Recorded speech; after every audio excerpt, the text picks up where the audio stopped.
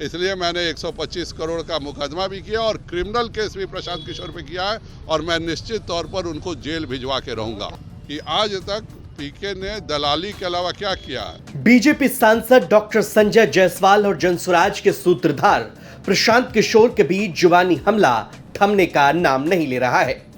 अब संजय जायसवाल ने कहा कि मैं प्रशांत किशोर को जेल भिजवाकर ही दम लूंगा। आपको पूरा मामला बताएंगे। आपको यह बता दें कि संजय जायसवाल ने प्रशांत किशोर के खिलाफ बेतिया में दीवानीवाद न्यायालय में 125 करोड़ रुपए की मानहानि का मुकदमा दायर किया है।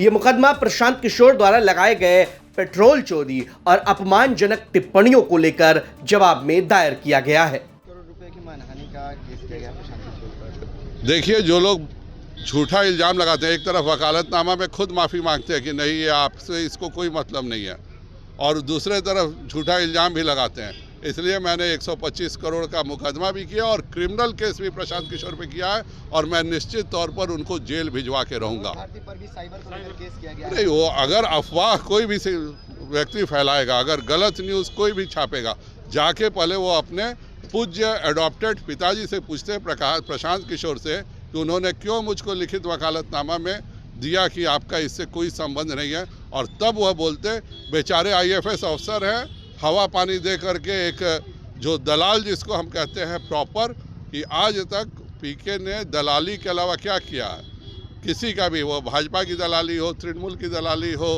तेलुगु देशम पार्टी की दलाली हो, तेलंगाना में कांग्रेस की दलाली हो, डीएमके की दलाली हो, प्रशांत किशोर एक इम्प्रोवाइज्ड दलाल है।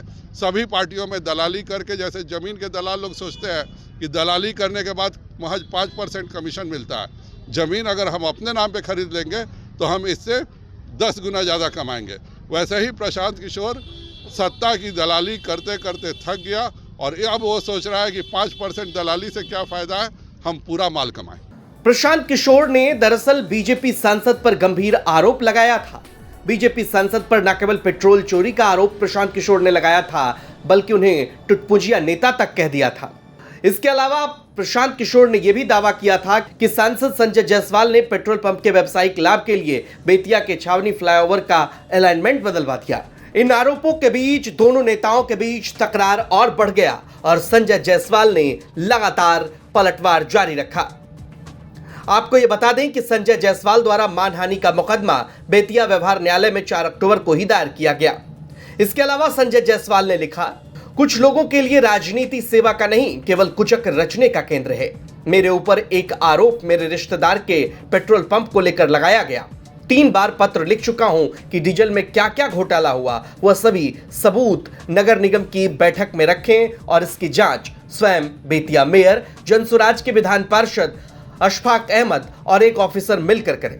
मेरे बार बार कहने के बावजूद फिर से बैठक 7 अक्टूबर को तय की गई, परंतु एजेंडा में पेट्रोल पंप का भ्रष्टाचार शामिल नहीं किया गया है। जीवन में पहली बार देख रहा हूं कि जिसने लिखित दिया है कि भ्रष्टाचार है, वह बैठक में एजेंडा तक रखने को तैयार नहीं है, और जिस पर आरोप लगा है वह कह रहा है कि बैठक में भ्रष्टाचार का एजेंडा शामिल किया जाए। आपको बता दें कि पहली बार नहीं है जब प्रशांत किशोर पर मानहानि का मुकदमा दर्ज हुआ हो।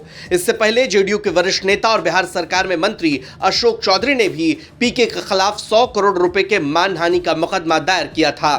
प्रशांत किशोर ने अशोक चौधरी पर भी 200 करोड़ रुपए से अधिक घोटाले और जमीन हेराफेरी का आरोप लगाया है, जिसे चौधरी ने सिरे से नकार दिया। बहरहाल प्रशांत किशोर के आरोप पर लगातार राजनीति तेज हो रही है और एनडीए के नेता उनके खिलाफ आक्रामक हो रहे हैं। ब्यूरो रिपोर्ट, बिहार तक।